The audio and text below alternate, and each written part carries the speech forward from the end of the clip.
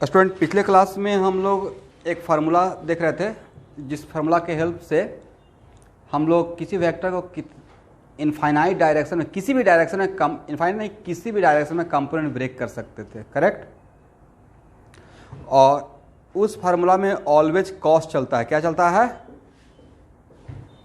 Cos रहेगा।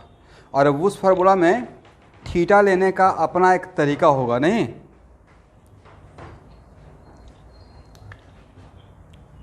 Okay.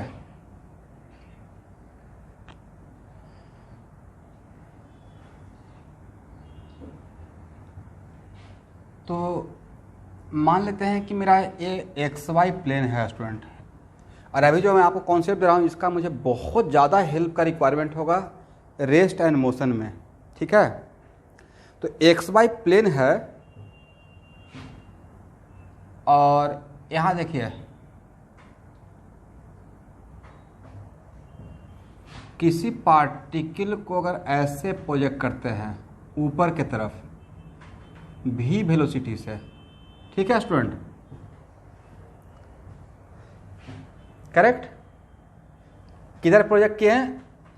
Vertically above in the direction of positive Y axis. और तब आपसे पूछेंगे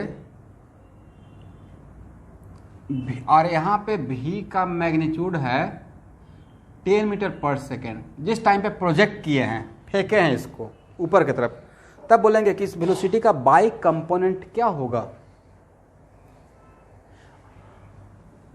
और अभी आपको मैं रिक्वेस्ट कर रहा हूँ कि इसी फार्मूला से मुझे आंसर दिया कीजिए, क्योंकि मोस्टली मैं इसी फार्मूला को कैरी ऑन करता हूँ।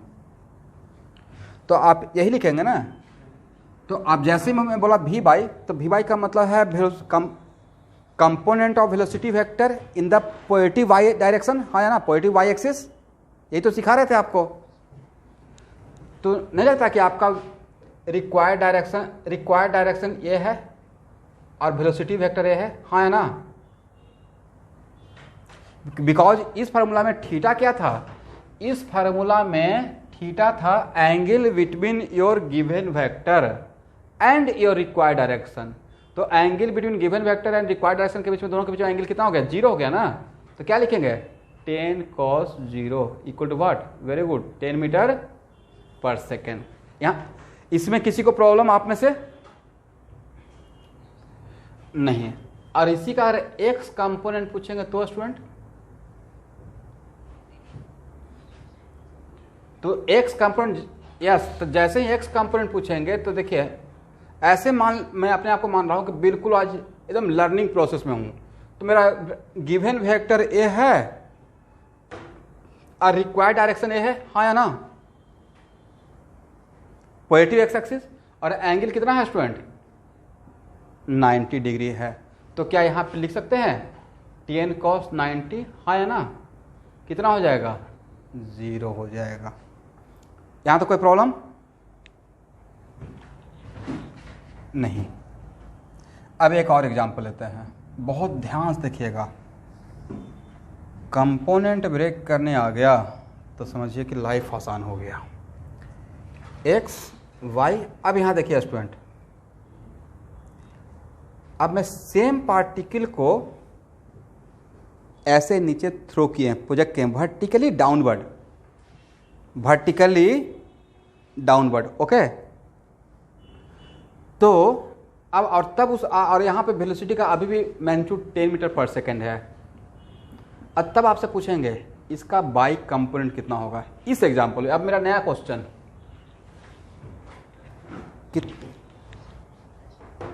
तो देखिए इसका मतलब, सब लोग ध्यान से देखिएगा, थोड़ा भी प्रॉब्लम रहने से माइक ऑन करके पूछना है।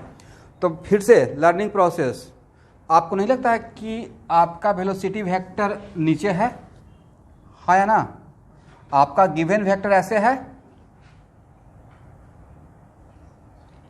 और रिक्वायर्ड डायरेक्शन किधर है स्टूडेंट? रिक्वायर्ड डायरेक्शन में क्या रहता है? Positive y x, required direction positive Y axis, v y का पढ़ने का तरीका होता है component of velocity vector in the positive Y axis. No doubt उसका वैल्यू निगेटिव आएगा तो समझेंगे कि निगेटिव वाई की तरफ जा रहा है पार्टिकल। लेकिन कंपोनेंट ब्रेक करने में तो यही लेना पड़ेगा ना। तो यहाँ पे अब थीटा कितना हो जाएगा, 180 हो जाएगा। तो यही लिखेंगे ना v cos 180, और cos 180 की वैल्यू कितना -1, तो कितना हो जाएगा स्टूडेंट, -10 मीटर पर सेकेंड। और इसी एग्जाम्पल में x कंपोनेंट क्या होगा, तो x कंपोनेंट फिर से एक डायग्राम बना लेंगे, करेक्ट। और आपका वेलोसिटी वेक्टर, गिवन वेक्टर और रिक्वायर्ड डायरेक्शन के बीच में एंगल कितना है, 90 डिग्री है। और अभी हम लोग कौन सा फॉर्मूला सिर्फ लेकर काम कर रहे हैं, तो यहाँ पे Vx, यस, तो Vx क्या हो जाएगा 10 cos 90, मतलब कितना 0।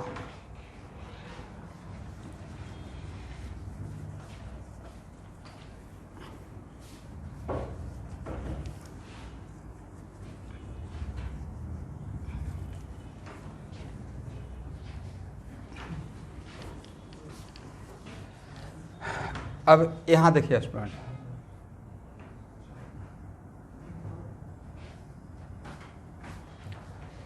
मान लेते हैं किसी पार्टिकल को अब भी इस वेलोसिटी से 60 डिग्री एंगल बनाकर प्रोजेक्ट किया। कितना डिग्री, 60 डिग्री। ऐसे यहाँ देखिएगा, सब लोग देख रहे हैं।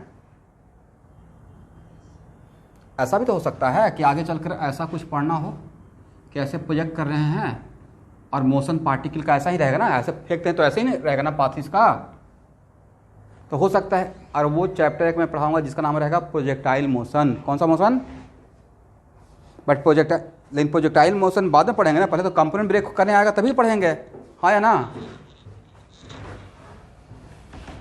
इसलिए अभी जो भी पढ़ रहे हैं तो आगे की दुनिया के लिए हम लोग फाउंडेशन बना रहे हैं और बहुत स्ट्रॉन्ग फाउंडेशन बनाने जा रहे हैं। तो बताइए इस वेक्टर का x कंपोनेंट, तो क्या लेंगे, गिवन वेक्टर मैग्नीट्यूड मान लीजिए 10 ही लेके चलते हैं, थोड़ा आसान रहता है। तो क्या रहेगा 10 cos हाउ मच 65, यस। और वी बाई कितना रहेगा cos 30 how much 5 root, very good.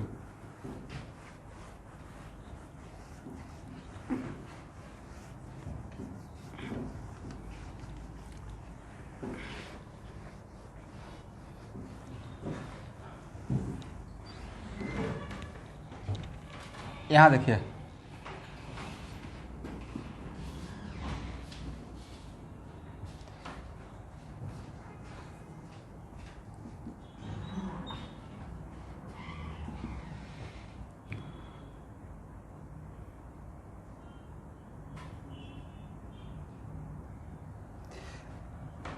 यहाँ देखिए किसी का ऑडियो थोड़ा डिस्टर्ब हो रहा है। यहाँ देखिएगा student,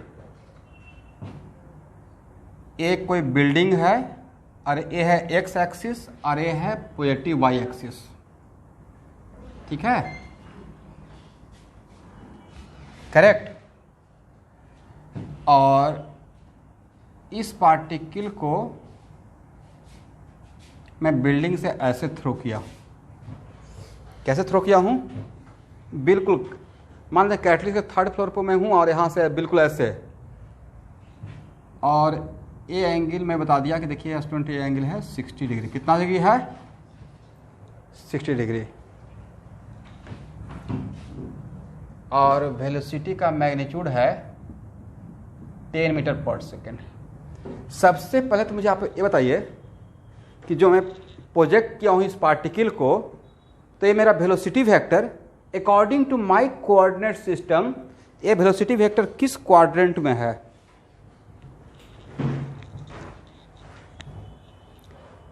looks like first quadrant, नहीं,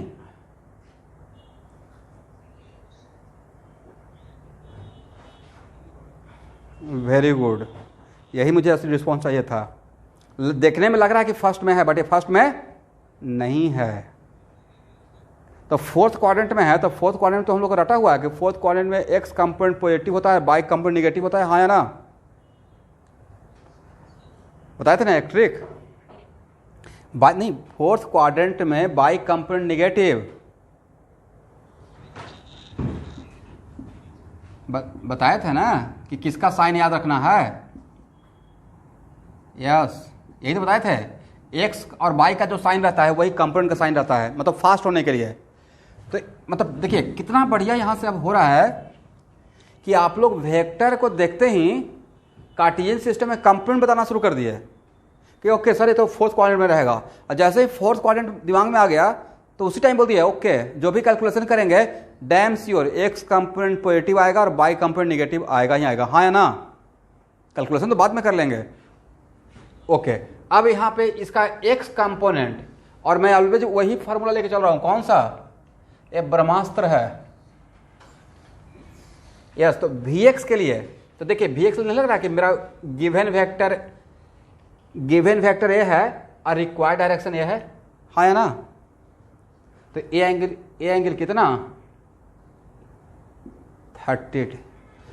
यकीन मानिए स्टूडेंट, ये जो काम आप कर रहे हैं ना, इस सच में बहुत सारा स्टूडेंट का मिसिंग पार्ट रहता है। इस वजह से जब प्रोजेक्टाइल मोशन पढ़ाना शुरू करते हैं तो बिल्कुल ऊपर से उनका टेंजेंट बनते हुए निकल जाता है, क्योंकि उनको कंपोनेंट ब्रेक नहीं करने आता है। और हम लोग क्या कर रहे हैं? कंपोनेंट ब्रेक करने में मास्टरी कर रहे हैं। कंपोनेंट ब्रेक करना सिखा दिए तो 2 चैप्टर तो ऐसे ही आपका निकल जाएगा, बढ़िया हो जाएगा। तो Vx इक्वल टू क्या हो गया? 10 cos 30, हाँ 5√3। यस, और स्टूडेंट बाई कंपोनेंट के लिए, तो बाई कंपोनेंट के लिए देखिए जस्ट आपका लर्निंग प्रोसेस है। तो गिवन वेक्टर ये है, रिक्वायर्ड डायरेक्शन किधर, नीचे ले बाई या ऊपर बाई ले? According to my coordinate system ऊपर पॉजिटिव। यस, तो ये एंगल कितना, ये पूरा एंगल कितना हो जाएगा? ये 30। यस, तो Vy इक्वल टू 10 cos 120, और cos 120 का वैल्यू कितना था? -1/2 ना?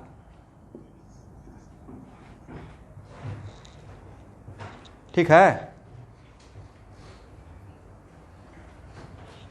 इसका मतलब है कि अगर मैं एक टॉपिक पढ़ाना आज से 1 आध महीना के बाद अगर एक टॉपिक शुरू करें जिसका नाम रहे प्रोजेक्टाइल फ्रॉम ए टावर या प्रोजेक्टाइल फ्रॉम ए बिल्डिंग, और वहाँ से ऐसा कंपोनेंट ब्रेक करने का टाइम आएगा, तो क्या आप लोग ब्रेक कर लेंगे?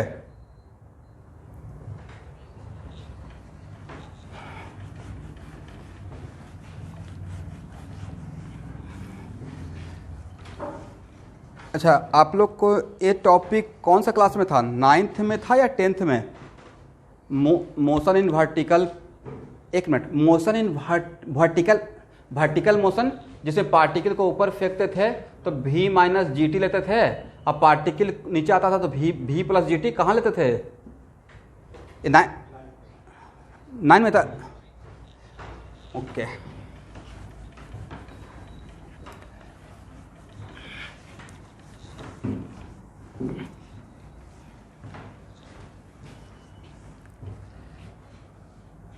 अब यहां देखिएगा स्टूडेंट, आप में से किसी का थोड़ा सा ऑडियो डिस्टर्ब है, प्लीज देख लीजिए।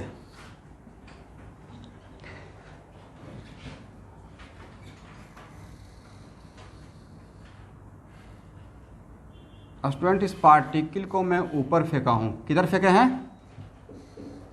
ऊपर।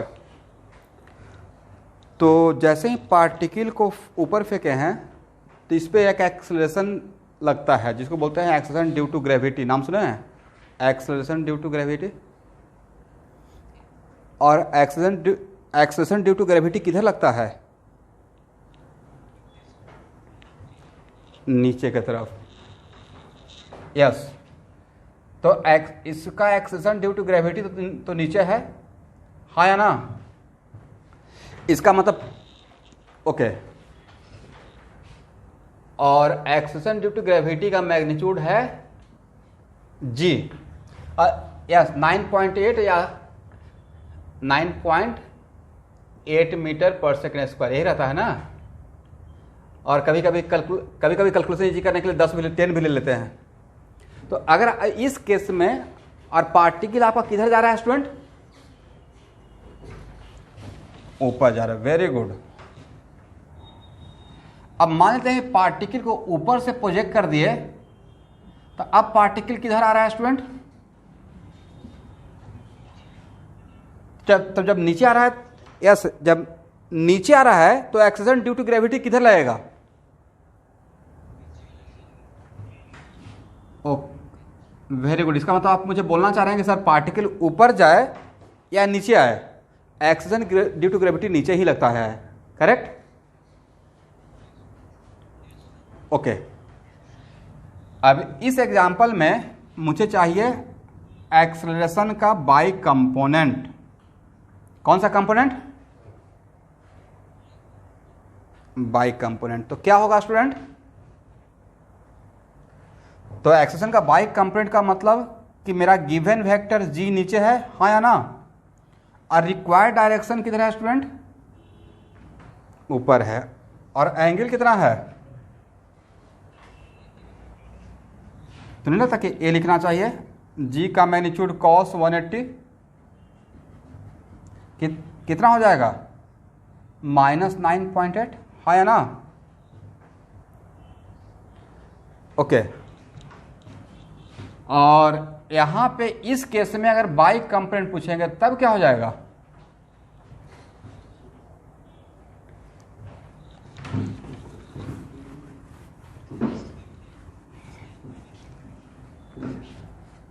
तो यहां देखिए,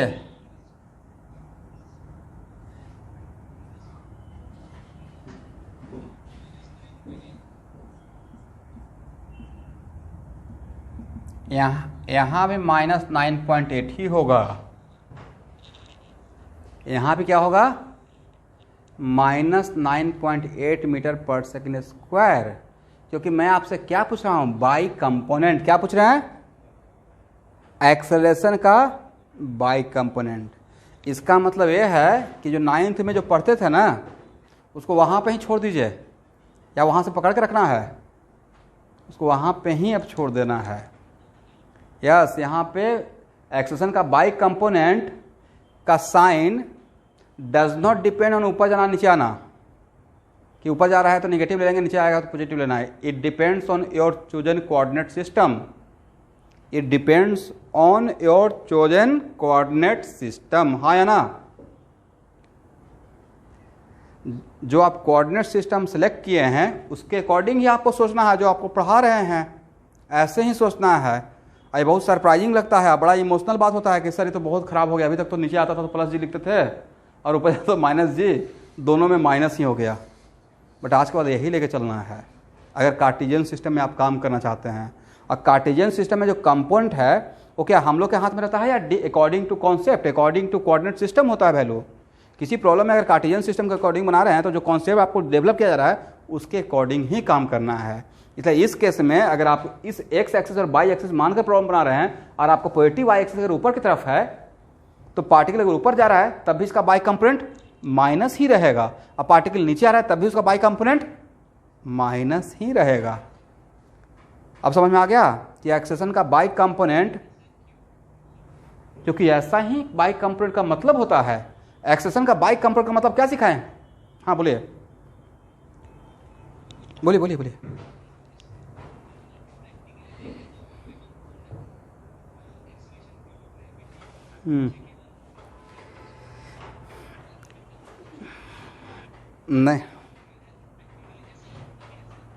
नहीं, प्रैक्टिकली जो लगता है तो वहाँ पे ऐसा होता है ना कि वहाँ पे जो जहाँ पे हम लोग पढ़े हैं वहाँ पे v equal to a formula चलता था, u प्लस AT, अब v equal to u minus AT। नहीं, ये एक्सेलरेशन के लिए और ये रिटार्डेशन के लिए, डी एक्सेलरेशन के लिए, करेक्ट? यही पढ़े है ना। एक्सेलरेशन रहेगा तो v equal to u plus AT लिख देना है, और v और रिटार्डेशन रहेगा तो v equal to u minus AT लिख देना है, करेक्ट? बट स्टूडेंट इसमें तो सबसे पहला चीज़ तो हम लोग को या आप लोग को यही नहीं पता है कि फार्मूला काम कब करता है। अब इसका मैं अभी स्टोरी यहाँ पे नहीं सुनाऊंगा, नहीं तो रेस्ट एंड मोशन शुरू हो जाएगा अभी, काइनेमेटिक्स। Very good. एक फार्मूला काम करता है व्हेन एक्सेलरेशन इज कांस्टेंट, लेकिन ये ओरिजिनल फार्मूला नहीं है। इस फार्मूला में कार्टेशियन सिस्टम में अगर काम करेंगे स्टूडेंट, आगे चलकर इस पे बात करेंगे, इसलिए इस पे ज़्यादा बात नहीं करेंगे। Main formula is this one, main formula is what, this one.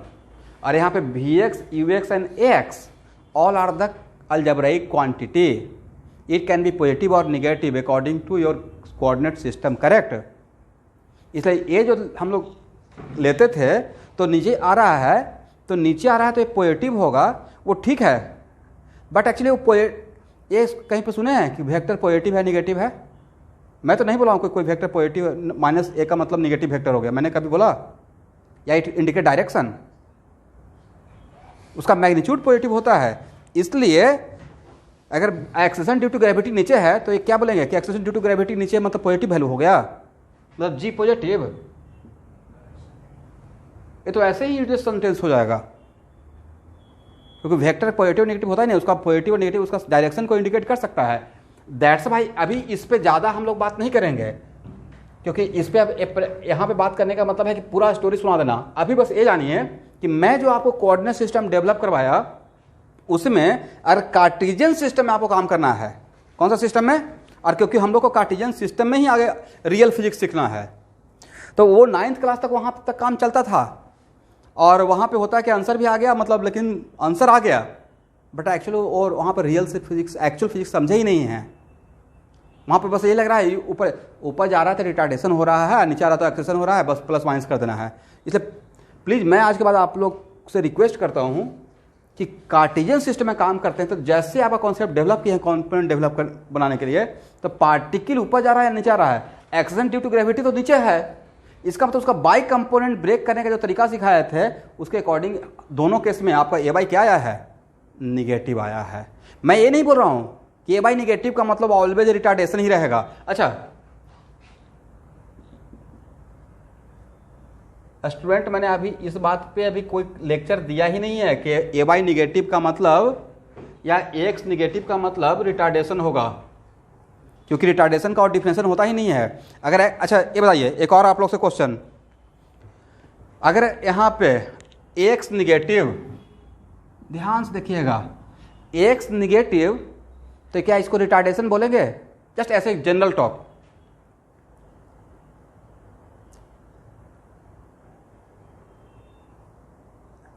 Okay, क्या नाम है आपका? हाँ अभिज्ञान, तो रिटार्डेशन का डिफिनेशन क्या होता है? रिटार्डेशन का फिजिक्स में नहीं, रिटार्डेशन का डिफिनेशन फिजिक्स में ये बोल सकते हैं कि वैसा मोशन जिसमें पार्टिकल का स्पीड कम हो रहा हो। क्या मैंने क्या बोला? स्पीड कम हो रहा हो, उसको क्या बोलते हैं? रिटार्डेशन। एक्चुअल एक लाइन, और इस सेंटेंस के अंदर बहुत बड़ा डेप्थ है। रिटार्डेशन है पार्टिकल का स्पीड ज़्यादा होगा या कम होगा? स्पीड में बोल रहा हूँ, स्पीड कम होगा। किसी गाड़ी का ब्रेक लगाते हैं तो क्या होता है? स्पीड कम हो रहा है, मतलब रिटार्डेशन है ना। और देखते नहीं बोलते हैं पूरा एक्सीलरेटर दो, तो एक्सीलरेट करते हैं मतलब स्पीड ज़्यादा होता है, करेक्ट। तो देखिए अभी वेक्टर से मैं थोड़ा सा डिविएट कर गया और ये मुझे थोड़ा डिस्कस करना है, इसको दोबारा भी पूरा एक क्लास इसी पे मैं लेक्चर लेता रहूँगा। बट अभी के लिए ये बताइए स्टूडेंट कि Vx पॉजिटिव का मतलब पार्टिकल किधर जा रहा होगा? अलोंग पॉजिटिव एक्स एक्सिस, हाँ है ना। और एक्स निगेटिव, इसका तो पार्टिकल जा रहा है, यस पार्टिकल जा रहा है along positive x axis, but उस पर फोर्स किधर लग रहा है? अलोंग निगेटिव एक्स एक्सिस, हाँ है ना। इसका तो इसका मतलब है कि इसमें क्या स्पीड बढ़ेगा या स्पीड घटेगा? कम होगा। मैं स्पीड बोल रहा हूँ, माइंड इट, मैं क्या बोल रहा हूँ? स्पीड। और स्पीड जैसे ही बोलते तो Vx या Vx का मॉडुलस मैग्नीट्यूड, करेक्ट। अब आप बताइए स्टूडेंट, Vx निगेटिव का मतलब पार्टिकल किधर जा रहा है?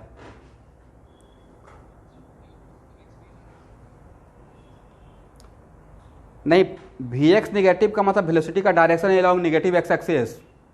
Vx निगेटिव का मतलब पार्टिकल का वेलोसिटी का direction along negative x axis. इसका मतलब particle moving along negative x axis, correct.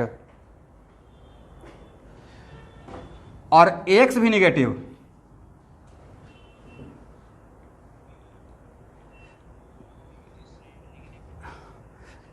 यहां देखिए, अब यहां देखिएगा स्टूडेंट, यहां पे है ए ओरिजिन है और यह है पॉजिटिव एक्स एक्सिस और यह है निगेटिव एक्स एक्सिस, करेक्ट। अब पार्टिकल कोई गाड़ी है वो इधर जा रहा है, किधर जा रहा है, एलोंग निगेटिव एक्स एक्सिस, और इधर से और पीछे से ही इसको और भी फोर्स लगा के धक्का दे रहे हैं, तो इसका स्पीड कम होगा या ज्यादा होगा? इसका मतलब इस केस में स्पीड कम होगा या ज्यादा होगा? देखिए तो स्पीड ज्यादा नहीं, कॉन्ट्राडिक्ट नहीं कर रहा है, बढ़िया हो रहा है। Particle moving along negative x axis और एक्सेलरेशन भी along negative x axis, correct.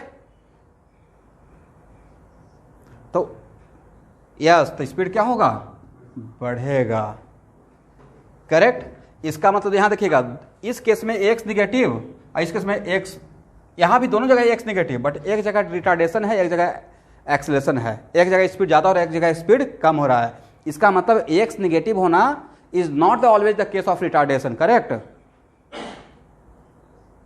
इसलिए प्लीज इस बात को यहां पे ही छोड़, नहीं लिखना है, अभी किसी को नहीं लिखना है, इस बात को यहां पे ही छोड़ दे। This is not the correct place and correct time. इसको बहुत बढ़िया से हम लोग बात करेंगे काइनेमेटिक्स में। इसलिए देखिए, आप जानते हैं उस बात का मैं रेस्पेक्ट करता हूं सब लोग का, क्योंकि कुछ तो जानते हैं, जो जानते हैं उसी को लेकर तो मुझे आगे बढ़ना है। बट अब मेरे अकॉर्डिंग जानिए, ठीक है।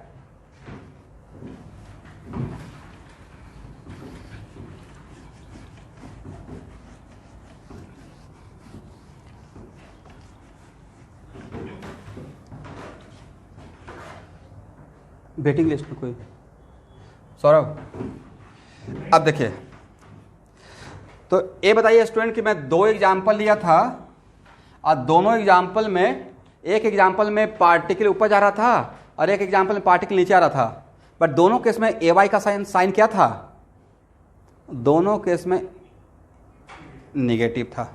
ओके, अच्छा ये बताइए कि कहीं पे कुछ कोई ऐसा कोई एक्सिस तो ड्रॉ नहीं ना किया हुआ कि ऑलवेज एक्स पॉजिटिव एक्सिस इधर लेंगे, ये तो मेरी मर्जी है।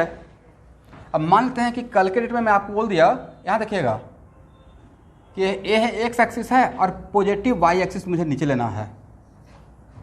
मतलब कुछ एच सी वर्मा का प्रॉब्लम ऐसे रहेगा, कुछ में मेंशन कर दिया जाता है कि positive Y axis in vertical downward direction, और एग्जाम में भी आपको बोल दिया गया कि पॉजिटिव वाई एक्सिस को नीचे लेना है, तो क्या आप बोलिएगा नहीं मैं तो ऊपर लेते हुए प्रॉब्लम बनाया था? ये नहीं बोलना है। जैसा वो लोग आपका माइंड को चेंज करेंगे वैसा आपको चेंज कर जाना है, करेक्ट।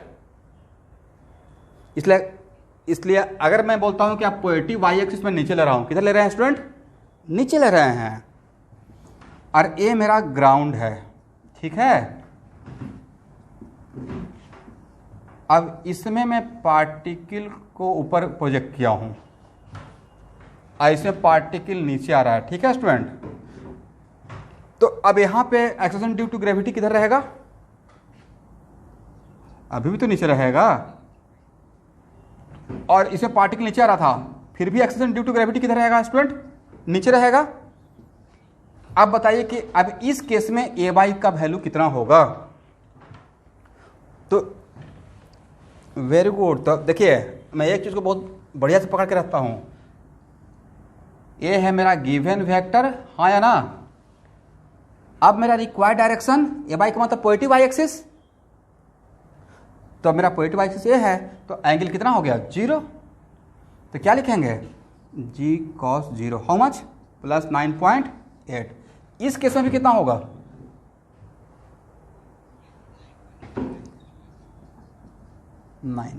अब बताइए ए वाई का साइन पॉजिटिव और negative, is it depend on ऊपर जाना नीचे आना, या it is very much depend on your chosen coordinate system, depend करेगा, ओके। क्योंकि अब जो हम लोग पढ़ रहे हैं वो कंपोनेंट का फॉर्म पढ़ रहे हैं, तो ऐसा कहीं भी अगर हम लोग को बहुत ज़्यादा अगर रिक्वायरमेंट हुआ तो क्या आप लोग उस टाइम पे मैं आप लोग को, देखिए दोबारा मैं पढ़ाऊंगा लूँगा बट अभी के अगर टाइम पे वेक्टर में अगर सिखाए हुए हैं कि देखिए कंपोनेंट ऐसे ब्रेक करते हैं, तो वहाँ तो आपको क्लिक कर जाएगा कि सारे पढ़ाए हुए थे, हाँ या ना। अभी हम आपको V Y equal to U Y plus A Y into T या V X equal to U X plus X into T ये सब नहीं पढ़ा रहे हैं, जस्ट कंपोनेंट के लिए कि कैसे कंपोनेंट ब्रेक करते हैं। और कंपोनेंट का साइन ये इस बात पे डिपेंड करेगा कि कोऑर्डिनेट सिस्टम आप क्या बनाए हैं, हाँ या ना। जैसे मैंने वहाँ पे पॉजिटिव आई ऊपर लिया, कोई बोलेगा नहीं सर पॉजिटिव आई नीचे लेंगे, आप पूरा प्रॉब्लम को नीचे मानकर ही बनाते रहेंगे, आपकी मर्जी है। हाँ ये जनरल सी बात है कि जनरली हम लोग 99% केस में पॉजिटिव आई ऊपर ही लेते हैं, बट अगर किसी आईआईटी के प्रॉब्लम में नीचे ही बोल दिया गया तो ठीक है, नीचे मान के उसी के अकॉर्डिंग हम लोग वैल्यू कंपोनेंट निकालेंगे, उसी के अकॉर्डिंग सॉल्व करेंगे। Is it right?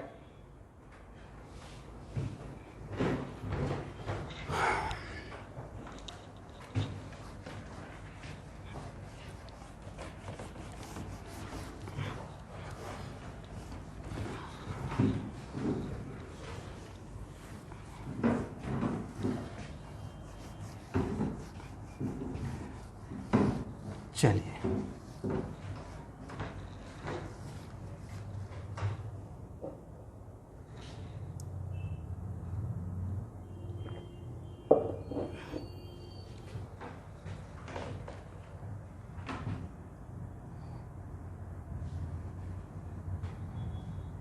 यहाँ देखिए स्टूडेंट, पोजीशन वेक्टर इन 2 डायमेंशन, हेडिंग क्या बनाना है? पोजीशन वेक्टर इन 2 डायमेंशन।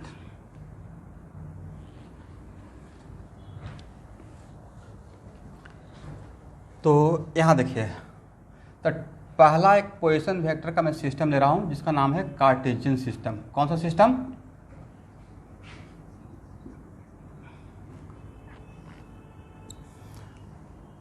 और ये बताया था ना कि ऐसे लिखने का मतलब क्या होता है, क्या होता है?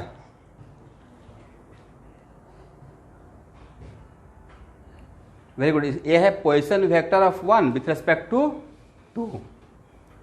और इसको ये भी तो बताया था कि ये होता है R1 माइनस R2। ये यहां तक समझ में आ गया। और ये भी तो शायद बताए थे कि R1 का मतलब क्या होता है अगर इसके बाद कोई सफिक्स नहीं है तो।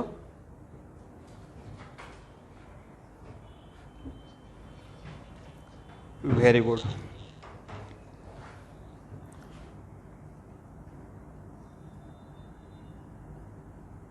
तो स्टूडेंट ए है मेरा पोजीशन वेक्टर किसी पॉइंट पी का। एक पॉइंट पी है तो पोजीशन तो किसी पॉइंट का ही बताएंगे ना। किसका बताएंगे? किसी पॉइंट का पोजीशन बताते हैं। तो कार्टेशियन सिस्टम में किसी पॉइंट का पोजीशन बताने के लिए उसका कोऑर्डिनेट लेते हैं। क्या लेते हैं? तो यहां देखिएगा स्टूडेंट,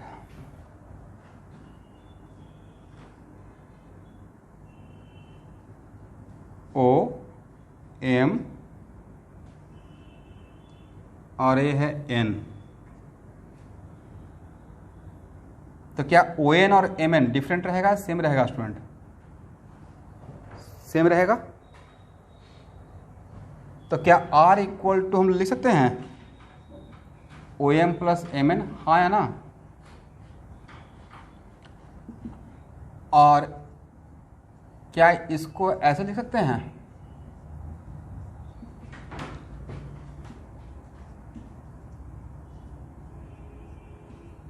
लिख सकते हैं। लेकिन ये जो OM है, आपको नहीं पता OM is the magnitude of x। यहां से यहां तक तो x ही था ना, ये क्या था? x था। और ये क्या स्टूडेंट था?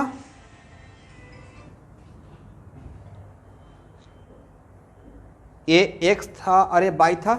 तो क्या इसको हम लोग ऐसे लिख सकते हैं एक्स आई प्लस वाई जे, हाँ या ना?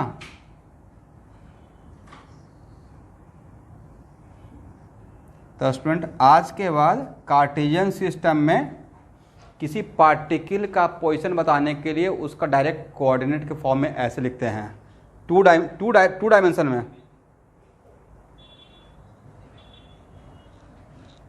मैंने इस वेक्टर को मैं पैरेलली शिफ्ट कर दिया, दैट्स वाई कि मैं ट्रायंगल लगा सकूं। तो this plus this equal to this, ए वो पॉइंट एक्चुअल में था P, बट इसको शिफ्ट कर दिया तो आप इसको MP बोल, सॉरी MP। अब ठीक है, अब बताइए, बट ये जो लेंथ है वो तो क्या है, x का मॉडुलस, ये जो लेंथ है ये लेंथ डिफरेंट है या सेम है, सेम है। तो देखिए मैं 2 मिनट इसको प्रूफ करने का कोशिश किया, मैं चाहता तो डायरेक्ट आपको बोलते कि देखिए r इक्वल टू, आज के बाद पोजीशन वेक्टर कार्टेशियन सिस्टम बताने के लिए उसका कोऑर्डिनेट लेते हैं, क्या लेते हैं, कोऑर्डिनेट। तो यहाँ पे लास्टली क्या आया, r equal to X I plus Y J, क्या आ गया student, r equal to X I plus Y J. अब यहाँ पे x और y ये अलजेब्रिक क्वांटिटी रहेगा, कौन सा क्वांटिटी, इसका मतलब है कि यहाँ पे x और y का with proper sign value put करना है, प्रॉपर साइन के साथ। तो मान लेते हैं कि मेरा अगर पॉइंट फर्स्ट क्वाड्रेंट में रहेगा तो उसमें तो x और y दोनों पॉजिटिव ही रहेगा, हाँ या ना। लेकिन अगर y सेकेंड क्वाड्रेंट में रहेगा तो x निगेटिव y पॉजिटिव। इसका मतलब है कि एग्जाम्पल के तौर पे मान लेते हैं किसी पार्टिकल का कोऑर्डिनेट है 2 और 3, तो 2 और 3 है, तो ये जो 2 और यहाँ पे x कोऑर्डिनेट क्या है 2, अब y कोऑर्डिनेट कितना है 3, तो इसका r के लिए क्या लिखिएगा,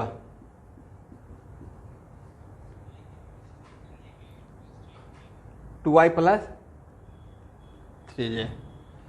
अब यहाँ देखिए एक और एग्जाम्पल अगर लेते हैं, मान लेते हैं कि p इक्वल टू ऐसा है -2 और +4। अब क्या लिखेंगे पोजीशन वेक्टर के लिए,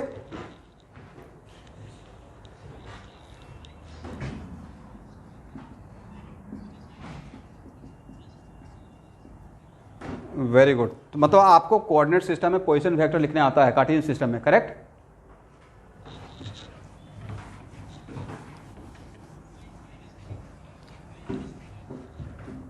एक ही बात है, अगर आप 2 - i लिखते हैं, मैं थोड़ा फास्ट लिख दिया तब भी हो जाएगा, ठीक है, लेकिन आप इसको ऐसे भी लिख सकते हैं, एक ही बात है।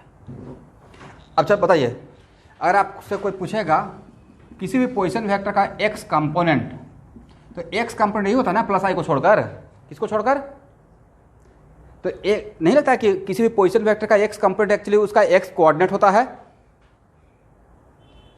किसी पोजीशन वेक्टर का x कंपोनेंट उसका क्या होता है, x कोऑर्डिनेट होता है, और किसी पोजीशन वेक्टर का y कंपोनेंट क्या होता है, उसका y कोऑर्डिनेट होता है।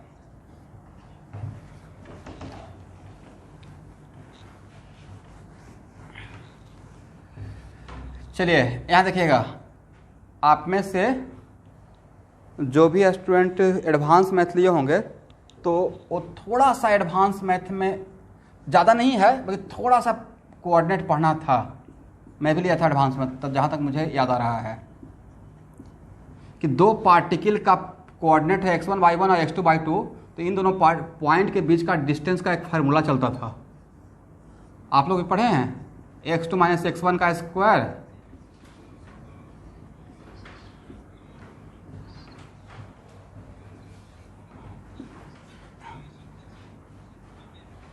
नॉर्मल था।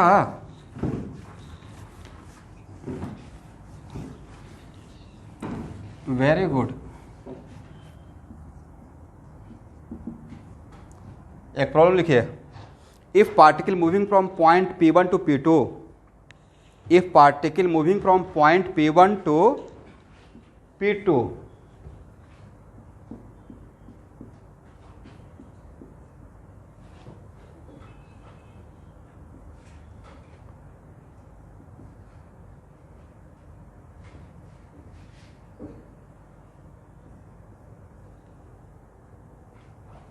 then find displacement and magnitude of displacement.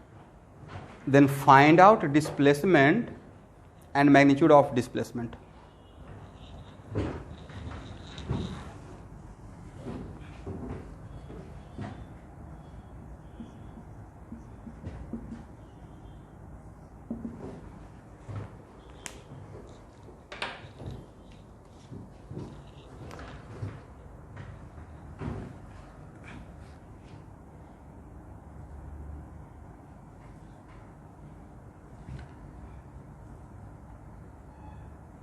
देखिए आप लोग R1 तो ऐसे ही लिखे होंगे स्टूडेंट, हाँ या ना,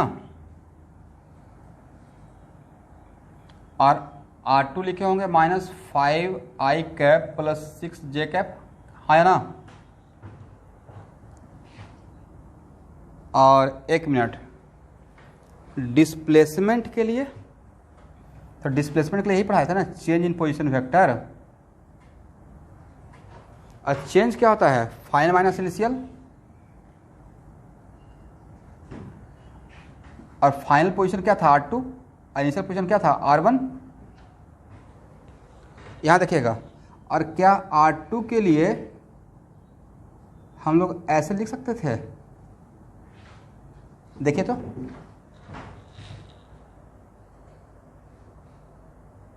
R2 के लिए x2i प्लस y2j, हाँ या ना।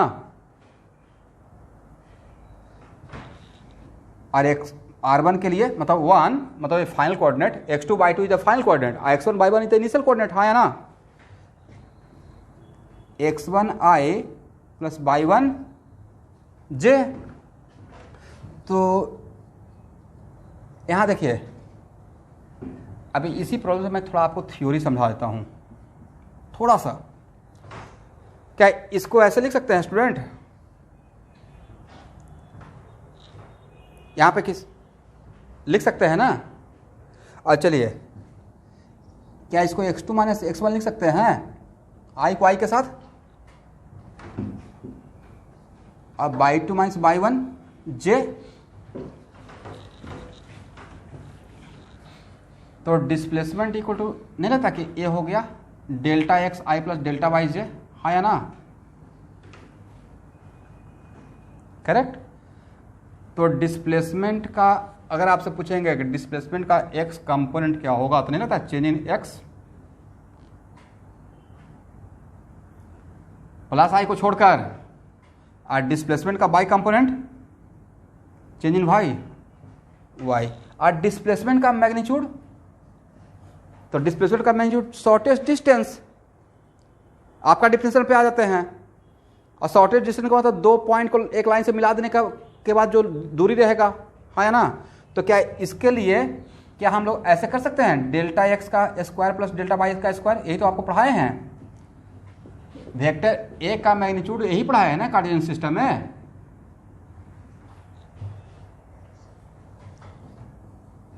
और ए यही था ना,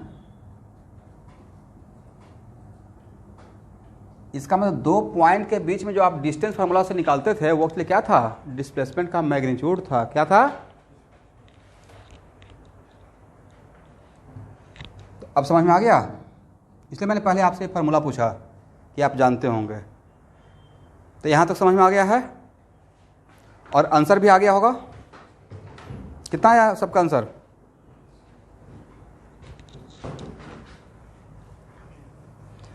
लेकिन आप अब नेक्स्ट आपसे पूछा जाएगा कि डिस्प्लेसमेंट किस क्वाड्रेंट में। तो डिस्प्लेसमेंट किस क्वाड्रेंट में है, तो देखिए, तो D इक्वल टू जो यहाँ लिखे थे स्टूडेंट, तो D के लिए एक ये वैल्यू कितना आया था, change in x, delta x कितना था, जल्दी बोलिए, मैग्नीट्यूड नहीं पूछ रहा हूँ, डेल्टा एक्स पूछ,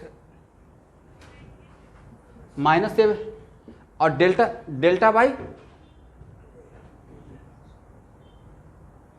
तो आपको नहीं लगता कि सेकेंड क्वाड्रेंट का वेक्टर होना चाहिए,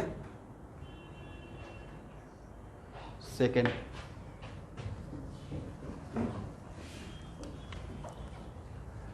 अब यहां देखिएगा, आपका पहला पॉइंट, फर्स्ट P1 पॉइंट कहां था स्टूडेंट, P1 पॉइंट का कोऑर्डिनेट क्या दिए थे, जरा बोल दीजिए एक बार,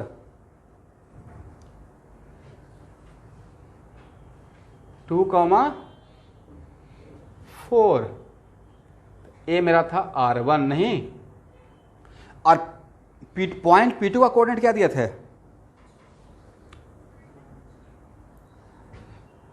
-5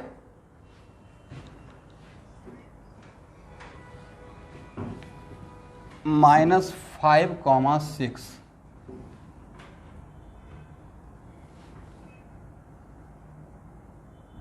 ये तो पता है ना कि कोऑर्डिनेट के लिए ऐसे हम लोग करके मेजर करके लिखते हैं, हाँ या ना।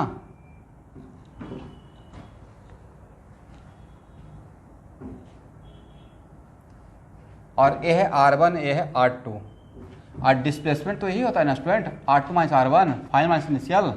पार्टिकल यहाँ से यहाँ गया है, हाँ या ना, पार्टिकल यहाँ से यहाँ गया है, करेक्ट। कैसे गया है इसमें मेरा इंटरेस्ट नहीं है, क्योंकि आपको, हाँ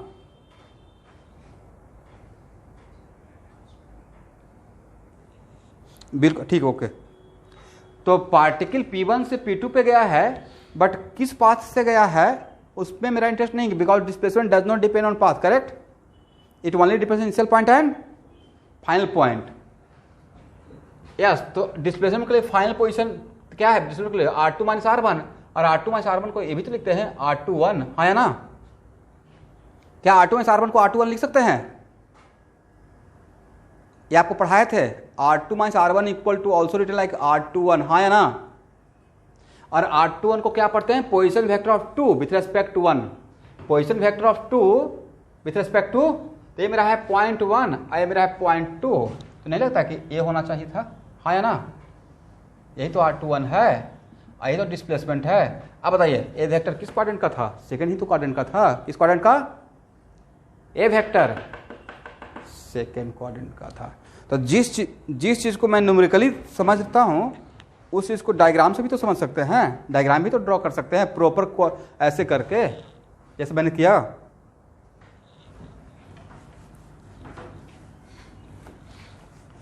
देखिए अभी के टाइम पे अब है क्या कि आगे चलकर आप में से बहुत लोग बहुत बढ़िया बढ़िया जगह पे पहुंचने वाले हैं, तो वहाँ पे काम करने के लिए बहुत माइक्रो लेवल पे आपको विजुलाइज करना पड़ेगा, एकदम छोटा से छोटा बात को, और कोऑर्डिनेट सिस्टम में हर एक चीज़ में। तो वहाँ पे यहाँ अगर चीज़ों को विजुलाइज करने के लिए सीख गया कि अच्छा यहाँ से यहाँ आ रहा होगा, कुछ नहीं लगता, 2 मिनट का एफर्ट है।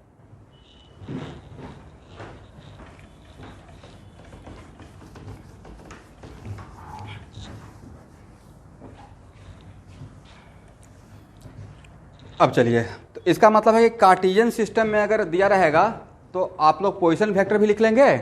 अब पॉइंट अगर एक पॉइंट से दूसरे पॉइंट पे जाएगा तो डिस्प्लेसमेंट भी निकाल लेंगे, डिस्प्लेसमेंट का मैग्नीट्यूड भी निकाल लेंगे, और डिस्प्लेसमेंट किस कोऑर्डिनेट में जा रहा है वो भी निकालेंगे, करेक्ट।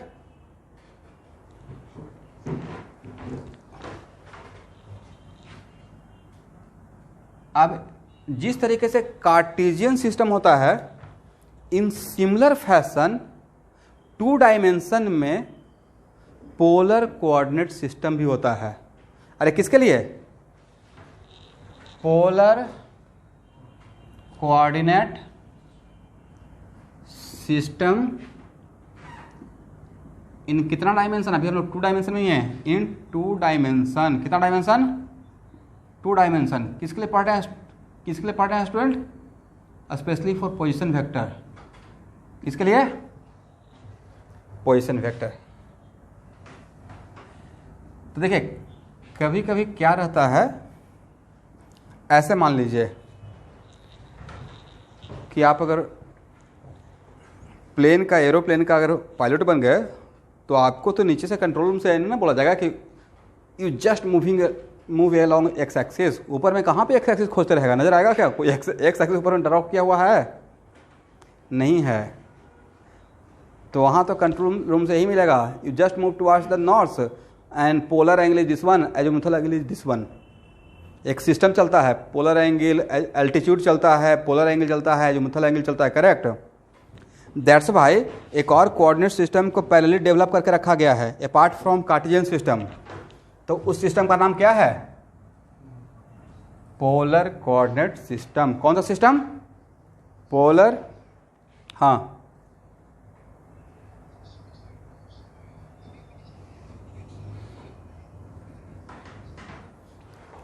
ओके,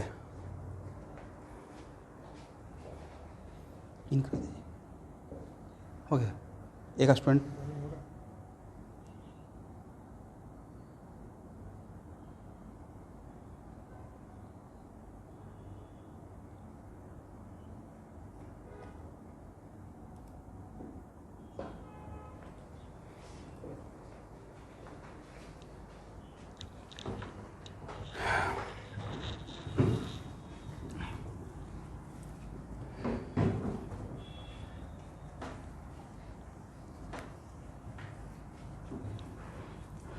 अब यहाँ देखिएगा स्टूडेंट, यहाँ देखिए, तो किसी भी पार्ट ए स्टेटमेंट सिर्फ और सिर्फ मैं पोजीशन वेक्टर के लिए दे रहा हूँ। किसके लिए? Only for position vector. अब पोजीशन वेक्टर किसी भी पार्टिकल का पोजीशन अगर 2 डायमेंशन में बताना चाहते हैं, कितना डायमेंशन में? 2 डायमेंशन में, तो बी रिक्वायर्ड 2 पैरामीटर। कितना पैरामीटर? 2 पैरामीटर। Yes yes. तो इसका मतलब है कि देखिए, अगर कार्टेशियन सिस्टम का हेल्प लेकर अगर कोई पार्टिकल आपका XY प्लेन में है, कौन सा प्लेन में है? XY प्लेन में है, और यहाँ पे है, तो इस पार्टिकल का एग्जैक्ट लोकेशन बताने के लिए मिनिमम से मिनिमम कितना आपको चाहिए पैरामीटर? सिर्फ 2 बार एक्स कोऑर्डिनेट और वाई कोऑर्डिनेट बताने से इसका एग्जैक्ट लोकेशन पता चल जाएगा, हाँ या ना? अरे एक्स कोऑर्डिनेट और वाई कोऑर्डिनेट तो आपने 2 डायमेंशन में कार्टेशियन सिस्टम में 2 डायमेंशन में किसी पार्टिकल का लोकेशन बताने के लिए आपको मिनिमम कितना पैरामीटर का रिक्वायरमेंट हुआ? मिनिमम, मैक्सिमम नहीं, मिनिमम 2 ही पैरामीटर ना। इसका मतलब अगर एक्स कोऑर्डिनेट और वाई कोऑर्डिनेट बता देंगे तो एग्जैक्ट पता चल जाएगा। इन सिमिलर फैशन, इसका मतलब कहने का, मैं आपको सिखाने का कोशिश कर रहा हूं कि किसी पार्टिकल का 2 डायमेंशन में, चाहे वो कोऑर्डिनेट सिस्टम कोई भी कोऑर्डिनेट सिस्टम हो, पोलर कोऑर्डिनेट सिस्टम हो या कार्टेशियन कोऑर्डिनेट सिस्टम हो, किसी पार्टिकल का पोजीशन बताने के लिए 2 डायमेंशन में 2 ही पैरामीटर का रिक्वायरमेंट होता है। कितना पैरामीटर? 2 पैरामीटर। वो कार्टेशियन सिस्टम 2 पैरामीटर, अगर XY प्लेन है तो एक्स कोऑर्डिनेट और वाई कोऑर्डिनेट होता है। इन सिमिलर फैशन अगर मेरा पार्टिकल 2 डायमेंशन में है और पोलर कोऑर्डिनेट, तो पोलर कोऑर्डिनेट में भी 2 ही पैरामीटर का रिक्वायरमेंट होगा, और वो पैरामीटर होता है R और थीटा। क्या होता है स्टूडेंट? पोलर कोऑर्डिनेट सिस्टम में किसी पार्टिकल पोजीशन बताने के लिए सिर्फ मुझे 2 पैरामीटर, कौन कौन सा पैरामीटर? R and theta. और कार्टेशियन सिस्टम में 2 पैरामीटर चाहिए था, एक्स एंड वाई। यहां पे कितना पैरामीटर का रिक्वायरमेंट हुआ? देखिए 2, और यहां पे कितना पैरामीटर? 2। और मैं बता रहा हूं कि यहां पे आर और थीटा क्या मीन करेगा, यहां पे आर और थीटा क्या मीन करेगा। तो समटाइम्स यहां देखिए, तो पोलर कोऑर्डिनेट, सपोज कीजिए कि अगर मैं आपको बोल दूं कि देखिए मेरा पार्टिकल ओरिजिन से, यहां ध्यान सुनिएगा मेरे बात को, अगर सिर्फ इतना बोल दिया जाए कि मेरा पार्टिकल ओरिजिन से 10 मीटर पे है, तो क्या पार्टिकल को आप लोकेट कर पाएंगे? नहीं। 10 मीटर बोलेंगे तो नहीं लगता कि 10 सर्कल हो जाएगा? 10 मीटर सिर्फ बोल देंगे मेरा पार्टिकल 10 मीटर पे है 2 डायमेंशन में, 2 डायमेंशन नॉट 3 डायमेंशन, 3 डायमेंशन बोल देंगे तो स्फीयर का सरफेस हो जाएगा। तो 2 डायमेंशन में बोलेंगे तो ये सर्कल का हो जाएगा, 10 मीटर का रेडियस रहेगा, हाँ या ना? ये कितने मीटर का रेडियस? और सर्कल पे इनफाइनाइट नंबर ऑफ पॉइंट्स में रहेगा। कितना नंबर पॉइंट? फाइनाइट या infinite number of points periphery पे? इनफाइनाइट। लेकिन यस, लेकिन अगर ये बोल दें कि मेरा पार्टिकल का डिस्टेंस 10, मेरा पार्टिकल का डिस्टेंस ओरिजिन से 10 मीटर पे है और 60 डिग्री एंगल पे है, और वो 60 डिग्री पॉजिटिव एक्स एक्सिस से एंटी क्लॉकवाइज मूव करके पोजीशन वेक्टर तक जाना है। कहां तक? पॉजिटिव एक्स एक्सिस से एंटी क्लॉकवाइज पोजीशन वेक्टर तक। तब इसका मतलब है कि अगर ए मेंशन कर दें कि देखिए मेरा पार्टिकल 10 मीटर के डिस्टेंस पे है, 10 मीटर का डिस्टेंस पे है,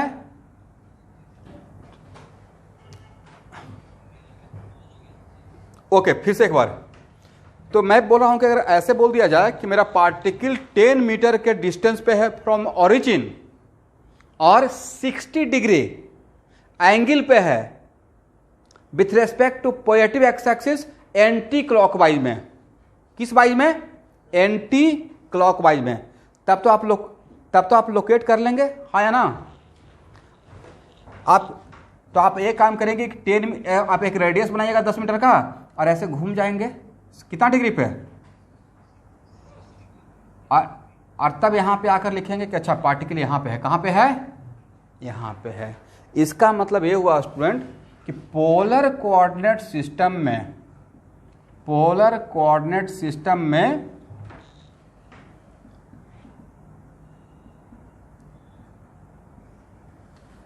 ये जो दो पैरामीटर होता है, जैसे कैसे एक्स वाई बताते हैं वैसे आर और थीटा होता है। ये आर क्या रहता है, डिस्टेंस फ्रॉम ओरिजिन, क्या रहता है स्टूडेंट, और थीटा के लिए तो कोई तो एक रेफरेंस लाइन लेना पड़ेगा, तो ये थीटा रहता है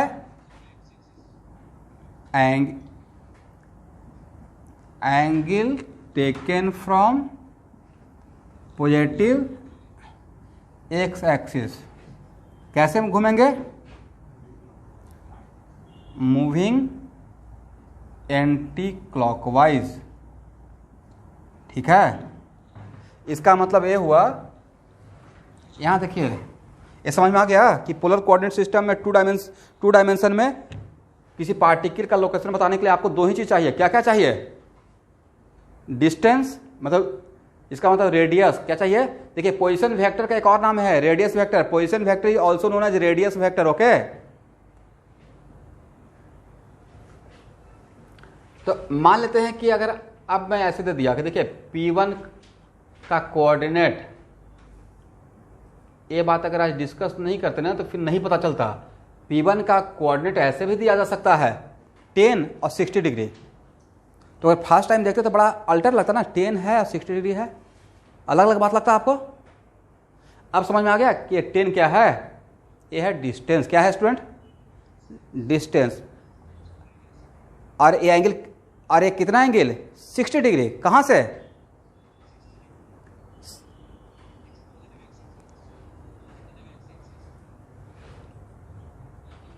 और अगर ऐसे बोलते हैं P2 5 120 डिग्री।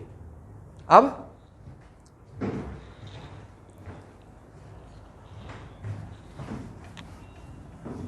यस, और तब बोलते कि इसको अब लोकेट करके बताइए।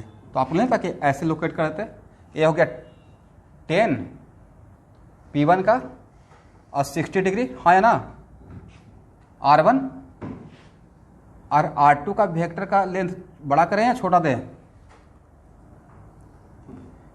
और ये कितना P2 हो गया 1। तो अब समझ में आ गया कि पोलर कोऑर्डिनेट सिस्टम में हम लोग किसका किसका हेल्प लेते हैं, डिस्टेंस फ्रॉम ओरिजिन और एक एंगल लेते हैं, करेक्ट। और वही टू डायमेंशन में सफिशिएंट इन्फो चाहिए, सफिशिएंट है बताने के लिए, करेक्ट। हाँ बोलिए बोलिए।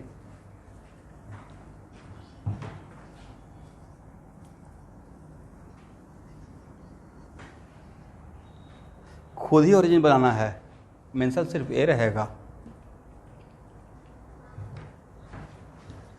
हाँ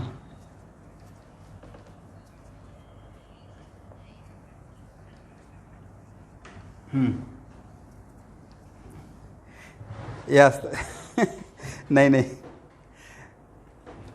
तो देखिए अब यहाँ पे सबसे इंटरेस्टिंग बात यह है कि प्लेन तो सिर्फ टू डायमेंशन में चलेगा नहीं, चलेगा, वो तो रेलगाड़ी है नहीं, रेलगाड़ी भी नहीं चलता है। तो एक्चुअल में उसके लिए आपको पढ़ना पड़ेगा polar coordinate system in 3 dimension. कौन सा डायमेंशन, 3 डायमेंशन। और उसमें एक और एंगल पढ़ना था जिसका नाम रहता है एजीमुथल एंगल। बोलिए एक बार। अभी सिर्फ कौन सा एंगल, यस, तो अभी सिर्फ हम लोग, तो ये जो थीटा है, इस थीटा का नाम है पोलर एंगल। कौन सा एंगल, यस।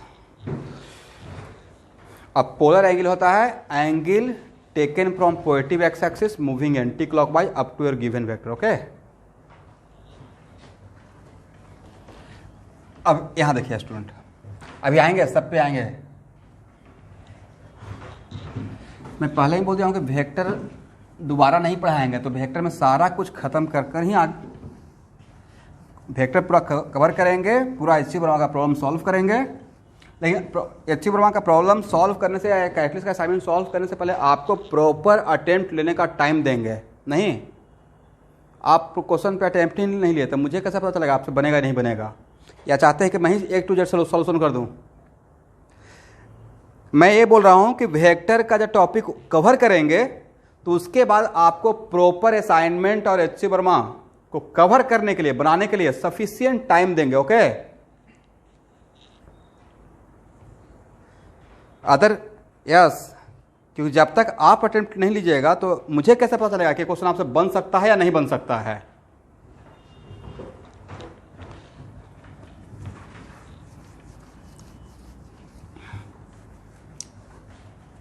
अब यहां देखिएगा, अभी आवाज आ रहा है, देखिए तो ओके।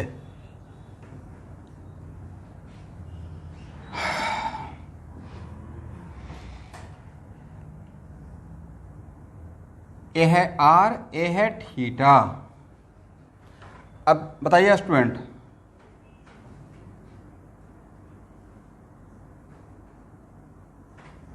क्या हम लोग x equal to r cos theta लिख सकते हैं? हाँ या ना? किसी भी पोजीशन वेक्टर का किसी भी पोजीशन वेक्टर का कंपोनेंट ब्रेक करेंगे तो उसका x कंपोनेंट तो x कोऑर्डिनेट ही रहेगा। तो क्या है, हम लोग यहाँ पे r ऐसे इस ट्रायंगल में तो देख लीजिए, ये है x और ये है y और ये हो जाएगा हाइपोटेन्यूज। तो क्या हम लिख सकते हैं x by r equal to cos theta? हाँ या ना? x by r equal to what? Then x equal to what? R cos theta. यहां तक क्लियर? वैसे ही क्या लिख सकते हैं, y by r equal to sine theta. यहां तक हाँ या ना? तो बाई इक्वल टू क्या हो जाएगा? R sine. इसका मतलब है कि हम लोग पोलर कोऑर्डिनेट सिस्टम को कार्टेशियन कोऑर्डिनेट सिस्टम में चेंज कर सकते हैं, करेक्ट, एंड वाइस वर्सा। इसका मतलब we can change this into this, हाँ या ना? And vice versa. अगर ए दिया रहेगा इसमें कन्वर्ट कर लेंगे और ए दिया रहेगा तो इसमें कन्वर्ट कर लेंगे। करेंगे या नहीं करेंगे? यहां से यहां भी तो आ सकते हैं। कैसे आएंगे सर? ए दिया रहेगा कैसे आएंगे? बिल्कुल आ सकते हैं। ए दिया रहेगा तो क्या इसका मैग्नीट्यूड ए निकाल लेंगे, x square plus y square, वही तो इसका आर रहेगा। वही क्या रहेगा? आर रहेगा। मान लेते हैं कि अगर एक्स और वाई पता है तो आप ए तो लिख सकते हैं ना, एक्स आई प्लस वाई जे। यहां देखिए तो ए आर का मैग्नीट्यूड कितना होगा? X square plus y square. तो आपको आर पता चल गया। और थीटा के लिए क्या यूज कर सकते हैं? बाई वाई एक्स, तो वेक्टर पढ़ाए हैं। और यहां का थीटा कौन, देखिए तो सौरभ, आवाज आ रहा है मेरा? अभी आ रहा है? अभी आ रहा है आवाज?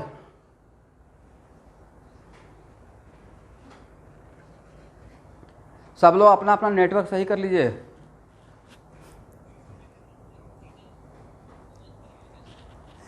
हाँ वो तो बात है, मैं तो दिया तो था ग्रुप में जियो फाइबर का number.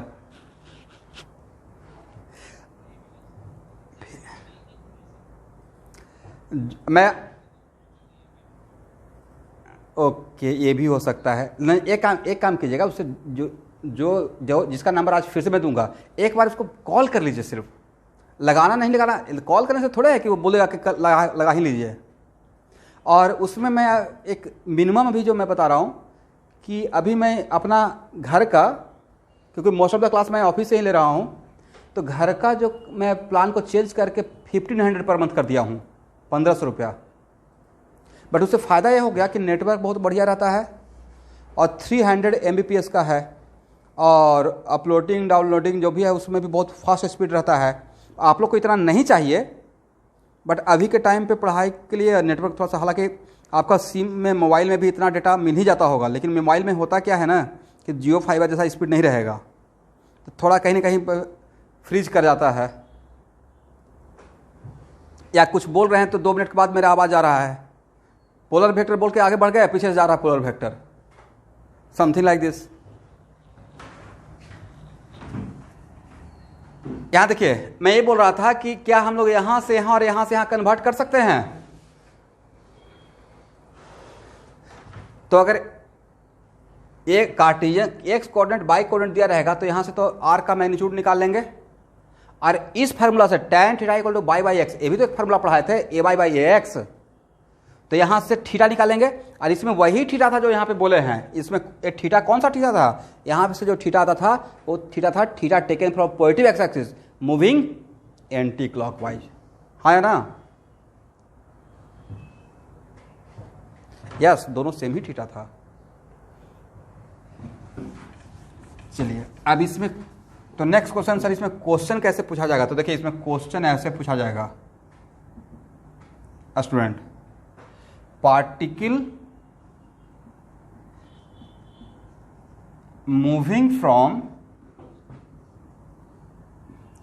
P1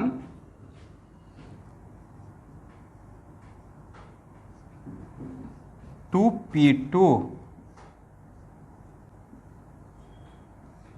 then find displacement vector and magnitude of displacement, पहला question. And second question, also find change in x and change in y, also find out change in x and change in y,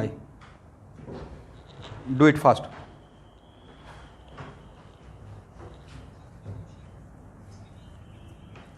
particle moving from point P1 to P2, question ये है particle moving from point P1 to P2 and P1 का क्या दिया हुआ value bracket में 8 and 60 degree, कितना दिया हुआ है 8 एंड 60 डिग्री, और P2 का क्या दिया हुआ है 10 एंड 120 डिग्री, क्या दिया हुआ है student 10 and 120 degree. Then find out displacement and magnitude of displacement, first question. Second question था find out change in X and change in y.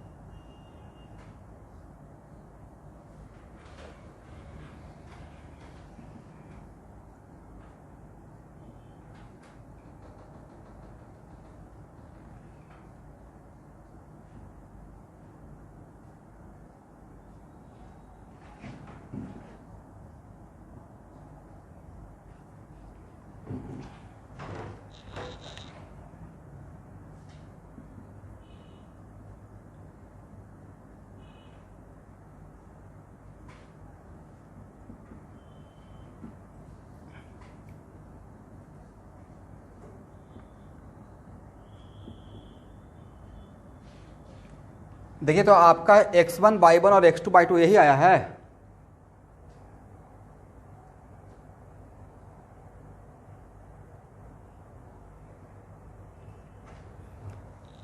और डिस्प्लेसमेंट के लिए तो थ्योरी यही डेवलप की है ना, हाँ या ना।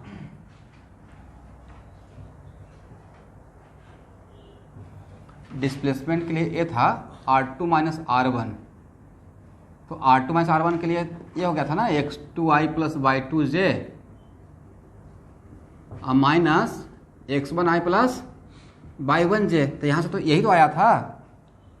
और डेल्टा x, तो डेल्टा x कितना हो जाएगा x2 माइनस x1 अब प्लस y2 माइनस y1, तो x2 कितना है स्टूडेंट -5, तो ये होगा -5 अब माइनस कितना 4i, और y2 कितना है 5√3 अब -4√3j। इसका मतलब ये हो गया कि ए हो गया डिस्प्लेसमेंट इक्वल टू -9i अब प्लस बोलिए √3j, ठीक है ना। तो डिस्प्लेसमेंट का मैग्नीट्यूड नहीं निकाल लेंगे, कितना हो जाएगा -9 का स्क्वायर प्लस √3 का square, how much √2√21, very good. और इसका चेंज इन एक्स तो यहाँ पे निकाल ही लिए हैं। चेंज इन एक्स कितना है, जो सेकंड क्वेश्चन था वो तो पहले ही बन गया। सेकंड क्वेश्चन था -9 और चेंज बाई √3।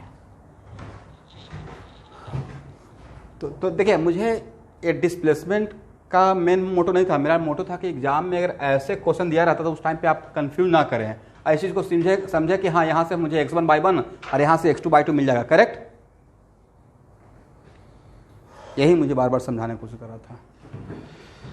चलिए, तो ये था polar coordinate system for position vector in 2 dimension. कितना डायमेंशन, 2 डायमेंशन। ओके, अब बढ़िया से हेडिंग बनाइए, वेक्टर इन स्पेस। अभी देख रहे थे वेक्टर इन प्लेन, करेक्ट। अभी तक हम लोग देख रहे थे वेक्टर इन प्लेन। अब क्या लिख रहे हैं, वेक्टर इन, और ब्रैकेट लिखिए 3 डायमेंशनल कोऑर्डिनेट सिस्टम।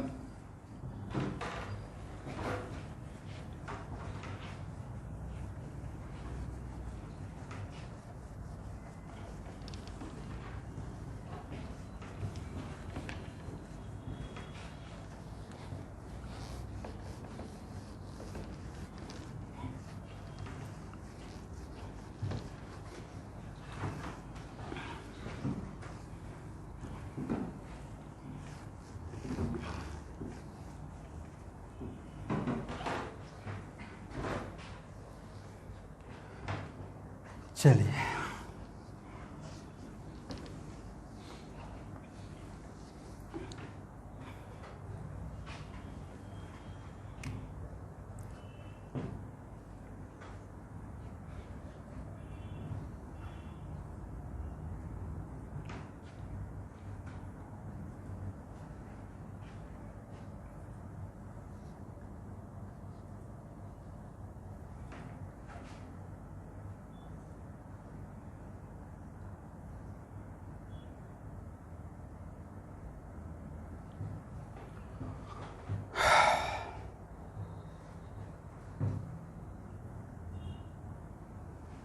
यहाँ तक देखिएगा।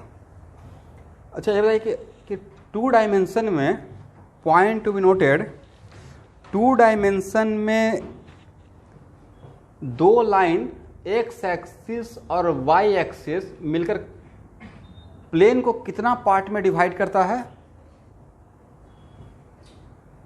वेरी गुड, कितना पार्ट, 4। तो अगर आपसे पूछा जाएगा, अब यहाँ पे मान लेते हैं, ध्यान से सुनिएगा स्टूडेंट, x/z कोऑर्डिनेट का ही पहले बात कर लेते हैं। किसका बात कर लेते हैं, x/z कोऑर्डिनेट का। x का साइन क्या क्या हो सकता है स्टूडेंट, प्लस और माइनस, हाँ या ना। इसका भी क्या हो सकता है, प्लस माइनस। इसका भी क्या हो सकता है, प्लस और आप अगर पार्टिकल, अगर हम लोग 3 डायमेंशन का बात कर रहे हैं, पार्टिकल मेरा प्लेन में ना होकर स्पेस में है और कार्टेशियन सिस्टम में मैं काम कर रहा हूं, तो किसी भी पार्टिकल का कार्टेशियन सिस्टम में पोजीशन बताने के लिए कितना पैरामीटर का रिक्वायरमेंट होगा, नहीं 3 डायमेंशन में 3, x coordinate, y coordinate and z coordinate. तो एक्स चाहिए, वाई चाहिए और जेड चाहिए। ये बताइए एक्स का साइन क्या हो सकता है, प्लस माइनस, वाई का साइन भी क्या हो सकता है, प्लस माइनस। तो एक्स वाई जेड का अगर कॉम्बिनेशन बनाते हैं, plus minus plus minus plus minus लेकर, हाउ मेनी कॉम्बिनेशन में be form, how many combination are form, में भी नहीं, how many, very good, 8 combination बनेगा, नहीं, जिसमें एक मैं बना देता हूं, आप लोग को हेल्प कर देते हैं।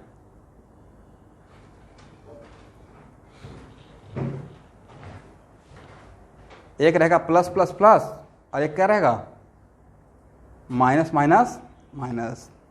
बाकी तो आप yes yes yes very good. तो एक कॉम्बिनेशन ही है ना, तो how many combination are formed 8। कितना 8।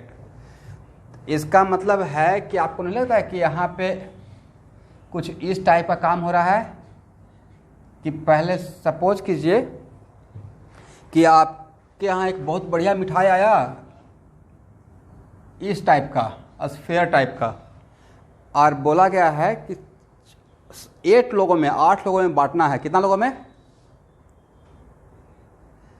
और सबको सेंटर मिलना चाहिए, क्योंकि सेंटर पे काजू रखा हुआ, कोई बढ़िया चीज़ रखा हुआ है, सेंटर सबके साथ शेयर होना चाहिए। तो कैसे बांटिएगा, कैसे कट कीजिएगा?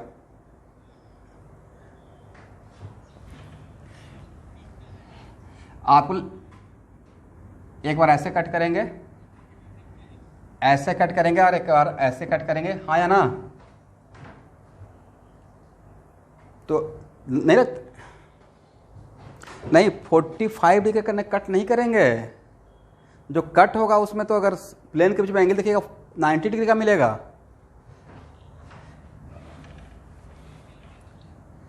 यस, नहीं लेता कि एक बार ऐसे कट कर देंगे,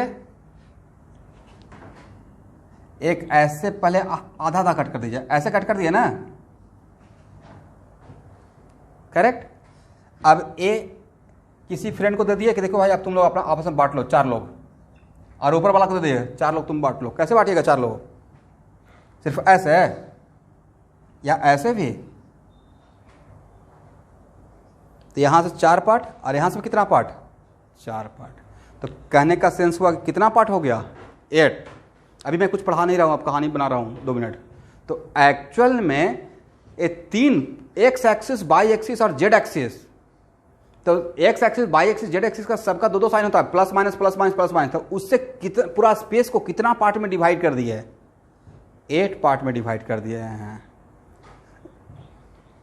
ओके, कितना पार्ट में? जिसमें उसका वन ऑफ द रीजन रहेगा जिसमें एक्स वाई जेड का कोऑर्डिनेट क्या रहेगा? Plus plus plus. और वन ऑफ द रीजन, अब प्लेन नहीं बोल रहे हैं, रीजन बोल रहे हैं, रीजन बोल रहे हैं, मतलब स्पेस बोल रहे हैं, उसमें कोऑर्डिनेट क्या रहेगा? Minus minus minus. कुछ ऐसा भी तो जगह रहेगा जिसमें प्लस प्लस माइनस रहेगा। इस तरीके से कितना पार्ट में डिवाइड करता है? पूरे कार्टेशियन सिस्टम में x axis, y axis, z axis मिलकर पूरे स्पेस को कितना पार्ट में डिवाइड कर देगा? अगर कहीं पर ओरिजिन मानते हैं तो 8 पार्ट में डिवाइड करेगा। कितना पार्ट में? 8 पार्ट में। अब ये मुझे समझाने का रिक्वायरमेंट है, आप लोग अब समझ गए हैं? और नहीं समझे तो एग्जाम्पल बोले थे ना, कौन सा एग्जाम्पल? वो डिवाइड करके देख लीजिएगा जो भी।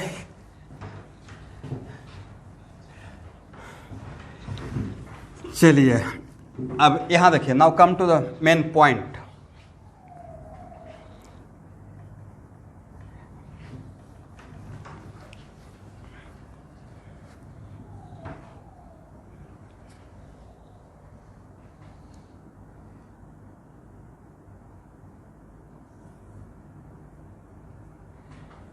स्टूडेंट, मेरा vector, this vector A is not in a plane, it is in a space. Plane में नहीं है स्टूडेंट, ए प्लेन में है या स्पेस में है? स्पेस में है। कहाँ पे है? यस, मतलब ये मैं अज्यूम कर रहा हूँ कि vector A is not in the plane. अगर प्लेन में रहता तो फिर हम लोग इतना 3 डायमेंशन क्यों ड्रॉ करते हैं? फिर दो ही एक्सिस लेते हैं, एक्स एक्सिस और वाई एक्सिस, करेक्ट? तो अब यहां से मैं आपको बता रहा हूं कि यहां पे मेरा एक्स वाई जेड, मैं आपको बता रहा हूं कि यहां देखिएगा, आपको नहीं लगता कि जेड एक्सिस पीछे भी रहेगा? हाँ या ना? Actually it is something like this. यहां देखिएगा स्टूडेंट, ये मेरा x axis, x x dash, by by dash, यहां देखिएगा, और ये है जेड, ऐसे ही रहेगा ना? हाँ या ना? जो मैं यहां पे दिखा रहा हूं वो एक्चुअली ऐसे रहेगा या ऐसे रहेगा? ऐसे, यस, लेकिन यहाँ मार्कर में कोई फेविकॉल तो लगा के यहाँ पे चिपका नहीं सकते हैं, दैट्स वाई इसको थ्री डायमेंशनल को यहाँ पे ऐसे दिखा रहे हैं। तो एक्चुअल में मेरा यहाँ पे समथिंग लाइक दिस कि यहाँ पे मेरा कोई एक जेड एक्सिस ए है और मैं वेक्टर ऐसे लिया हूँ। देखिए स्टूडेंट कैसे लिए हैं, this is my vector, something like this, okay.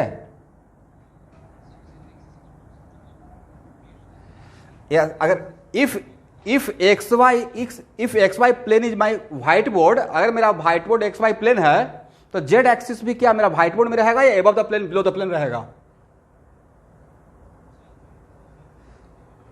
Yes, अगर मैं एक्स एक्सिस और वाई एक्सिस को इफ एक्स वाई प्लेन को मैं व्हाइट बोर्ड को अगर मैं एक्स वाई प्लेन बोलता हूं तो मेरा z axis out of the white board रहेगा और एक positive z axis above the plane रहेगा और negative z axis below the plane रहेगा, करेक्ट?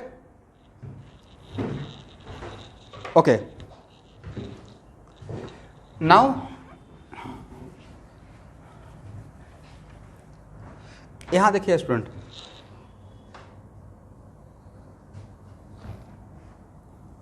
एक कौन सा प्लेन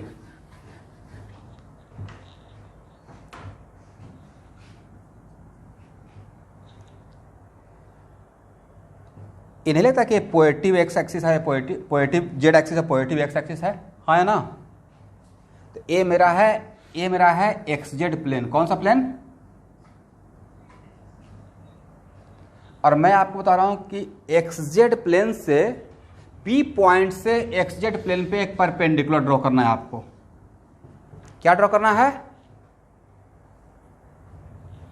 यस, और इस पॉइंट को मान लेते हैं कि मैं नाम देता हूं एम। क्या नाम दिए?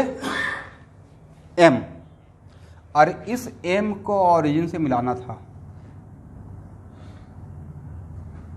अब ध्यान से सुनिएगा, मैं फिर से मैं आपको टास्क दे दिया गया कि पॉइंट पी से एक्स जेड प्लेन में परपेंडिकुलर ड्रॉ करना है। क्या ड्रॉ करना है? परपेंडिकुलर। ए बताइए, अगर आपको मैं बोल दिया कि मेरा ए लाइन व्हाइट बोर्ड में है, कहां पे है? और मैं बोला कि इस लाइन पे ए मार्कर परपेंडिकुलर है। क्या है? परपेंडिकुलर। और ये लाइन व्हाइट बोर्ड में था। अब मैं एक ऐसा लाइन ड्रॉ कर दिया जो दूसरा लाइन भी मेरा व्हाइट बोर्ड में ही है, तो ये मार्कर अगर इस लाइन पे परपेंडिकुलर रहेगा तो इस लाइन पे भी तो परपेंडिकुलर रहेगा, हाँ है ना? और ऐसे कोई कर्व में बना दिया और तब पूछा कि ये मार्कर इस कर्व पे, इस पे भी परपेंडिकुलर रहेगा। और अगर सर्किल बना दिया तब इस पे भी। इसका मतलब यहां से मैं क्या समझाने की कोशिश किया कि आज के बाद अगर कोई भी एक लाइन किसी लाइन पे अगर परपेंडिकुलर है तो ये लाइन जिस प्लेन में है उसके हर लाइन पे ये लाइन परपेंडिकुलर होगा, करेक्ट? और ये लाइन अगर व्हाइट बोर्ड में है तो व्हाइट बोर्ड में कितना लाइन ड्रॉ कर सकते हैं? Infinite number. इसका मतलब है कि if any line is perpendicular to एक मिनट सब लोग, if any line is perpendicular to a given plane में बोल रहा हूं, if any line is perpendicular to a given plane, then that line must be perpendicular to all the line which is present on that plane। फिर से एक बार, कोई भी line अगर किसी प्लेन पे परपेंडिकुलर है, मैंने क्या बोला? कोई भी लाइन अगर किसी प्लेन पे परपेंडिकुलर है तो वो लाइन उस प्लेन में प्रेजेंट रहने वाले सारे लाइन पे परपेंडिकुलर होगा, हाँ या ना? अगर मैंने बोल दिया कि मेरा ये मार्कर व्हाइट बोर्ड पे परपेंडिकुलर है, इसका मतलब है कि ये मार्कर व्हाइट बोर्ड में एग्जिस्ट करने वाला हर लाइन पे परपेंडिकुलर रहेगा, करेक्ट? यहां तक समझ में आ गया? ओके। अब मेरा क्वेश्चन है, पॉइंट टू बी नोटेड, कि मैंने आपको क्या बोला कि इस पी पॉइंट से एक परपेंडिकुलर ड्रॉ करना है एक्स जेड प्लेन में। कौन सा प्लेन में? एक्स जेड प्लेन में। इसका मतलब है कि this line M P is perpendicular to XZ plane, मैंने ये बोला, ऐसा ड्रॉ कर सकते हैं ना। मान लेते हैं कि यहाँ, तो अगर मेरा एम पी जब परपेंडिकुलर टू XZ प्लेन, और मैं आपको बोल रहा हूं कि OM lies in XZ plane, तो क्या ये जो MP है इस OM पे भी परपेंडिकुलर होगा, हाँ या ना? करेक्ट होगा। इसका मतलब है कि इसके बीच में एंगल कितना, 19। यहां तक समझ में आ गया? अब चलिए, अब यहां से आपको बोल रहे हैं कि देखिए इस P पॉइंट से बाई एक्सिस पे भी परपेंडिकुलर ड्रॉ करना है। कौन सा एक्सिस पे? Y axis. और इसका नाम देते हैं N। अब बताइए ON का लेंथ और MP का लेंथ डिफरेंट रहेगा या सेम रहेगा? थोड़ा इमेजिन कीजिए, तो थोड़ा सा इमेजिन कर लीजिए।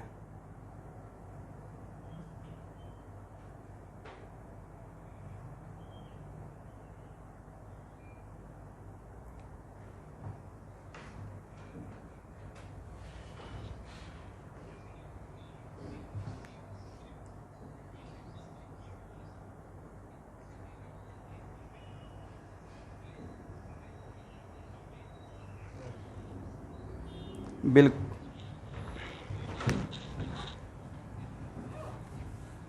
नहीं, सेम ही होगा। Yes, OMPN becomes a square. क्या बन जाएगा?